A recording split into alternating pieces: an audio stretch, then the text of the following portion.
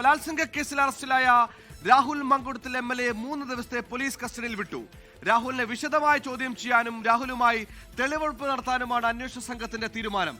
Case രാഷ്ട്രീയ പ്രേരിതമെന്നും തെളിവില്ല എന്നുമാണ് പ്രതിഭാഗത്തിന്റെ വാദം. അവർ ആ വാദം ആവർത്തിക്കുന്നു. രാഹുലിനെതിരെ വലിയ പ്രതിഷേധമാണ് ഡിവൈഎഫ്ഐ യുവമോർച്ച പ്രവർത്തകർ ഇന്നും ഉയർത്തിയത്. ഇപ്പോൾ അശ്വിൻ ബാലായി വാർത്തയുടെ വിശദാംശങ്ങളുമായി ചെയ്ത്. അശ്വിൻ, 3 ദിവസത്തെ കസ്റ്റഡിയാണ്. സങ്കീർണമായ ഒരുപാട് കാര്യങ്ങളുടെ ചുരുളഴിച്ചെടുക്കാനുണ്ട്.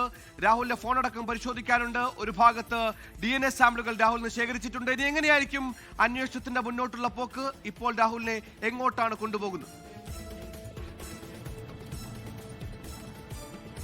സുഹേൽ, രാഹുലിന് കുരുക്കാകുന്ന രീതിയിലേക്കാണ് നിലവിൽ അന്വേഷണത്തിന്റെ ഗതി നീങ്ങുന്നത്. 3 ദിവസത്തെ കസ്റ്റഡി അപേക്ഷയാണ് ഇപ്പോൾ പോലീസ് 7 ദിവസത്തെ കസ്റ്റഡി അപേക്ഷ നൽകിയെങ്കിലും 3 ദിവസമാണ് കസ്റ്റഡി ഇപ്പോൾ കോടതി അനുവദിച്ചിരിക്കുന്നത്.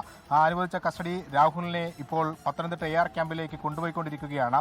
ഏകദേശം അരമണിക്കൂർ മുമ്പാണ് കോടതിയിൽ നിന്ന് വൈദ്യപരിശോധനയ്ക്ക് ആശുപത്രിയിൽ എത്തിച്ച് അവിടെ നിന്ന് ഈ വാഹനവ്യൂഹം പുറത്തേക്ക് ഇറങ്ങിയത്. ഇപ്പോൾ കോഴഞ്ചേരി ടൗണിലെത്തിയിരിക്കുകയാണ് രാഹുലുമായുള്ള വാഹനവ്യൂഹം, പോലീസിന്റെ വാഹനവ്യൂഹം. അത് ഏകദേശം അരമണിക്കൂറിനുള്ളിൽ തന്നെ ഈ പത്തനംതിട്ട AR ക്യാമ്പിലേക്ക് എത്തും. അവിടെ ചോദ്യം ചെയ്യലായിരിക്കും ആദ്യഘട്ടത്തിൽ നടക്കുക.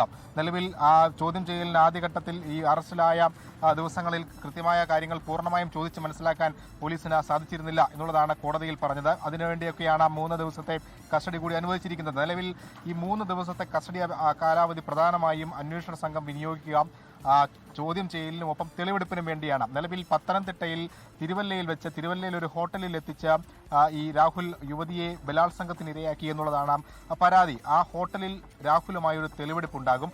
അതിന് പുറമെ മറ്റൊരു സ്ഥലം എന്ന് പറയുന്നത് പാലക്കാടാണ്. പാലക്കാട് പലയിടങ്ങളിലും ഈ കേസുമായി ബന്ധപ്പെട്ട ഇടപാടുകൾ ഉണ്ടായിട്ടുണ്ട് എന്നുള്ളതാണ് പോലീസ് അന്വേഷണ സംഘം കോടതിയിൽ പ്രോസിക്യൂഷൻ ബാധിച്ചത്. അവിടങ്ങളിൽ ഒന്നിൽ കൂടുതൽ ഡിജിറ്റൽ ഡിവൈസുകൾ, മൊബൈൽ ഫോണുകൾ അടക്കം ഒന്നിൽ കൂടുതൽ എണ്ണം ഉപയോഗിക്കുന്ന സ്വഭാവം രാഹുലിനുണ്ട്. അതുകൊണ്ട് തന്നെ ഈ കേസുമായി ബന്ധപ്പെട്ട പല തെളിവുകളും ഈ മൊബൈൽ ഫോണുകളിലും ഡിജിറ്റൽ ഡിവൈസുകളിലുമുണ്ട്. ആ ഡിജിറ്റൽ ഡിവൈസുകൾ കണ്ടെത്തുക എന്നുള്ളതും അന്വേഷണത്തിന്റെ പ്രധാനപ്പെട്ട ഭാഗമാണ് എന്ന് അന്വേഷണ സംഘം ഇന്ന് കോടതിയിൽ വാദിച്ചിരുന്നു. ഈ രണ്ടിടങ്ങളിലും ഒപ്പം മറ്റ് പ്രധാനപ്പെട്ട ചില സ്ഥലങ്ങളിലുമൊക്കെ തെളിവെടുപ്പ് വേണമെന്നുള്ളതാണ് അന്വേഷണ സംഘം അറിയിച്ചിരിക്കുന്നത്. അതുകൊണ്ട് തന്നെ 2 ദിവസങ്ങളിൽ ഈ തെളിവെടുപ്പിനായി വിവിധ സ്ഥലങ്ങളിലേക്ക് രാഹുലിനെ കൊണ്ടുപോകുമെന്നുള്ളതാണ് നമ്മൾ മനസ്സിലാക്കുന്നത്. എന്തായാലും ഇന്നത്തെ വാദത്തിൽ ഈ കസ്റ്റഡി അപേക്ഷയിന്മേലുള്ള വാദത്തിൽ രാഹുൽ പ്രധാനമായും ഉന്നയിച്ചത് ഈ കേസിലെ അറസ്റ്റുമായി ബന്ധപ്പെട്ട നടപടിക്രമങ്ങളിലെ ചട്ടം ഇല്ലായ്മയാണ്. നിയമവിരുദ്ധമായി അറസ്റ്റ് രേഖപ്പെടുത്തി എന്നുള്ളതായിരുന്നു രാഹുലിന്റെ അഭിഭാഷകൻ ഊന്നി പറയാൻ ശ്രമിച്ചത്.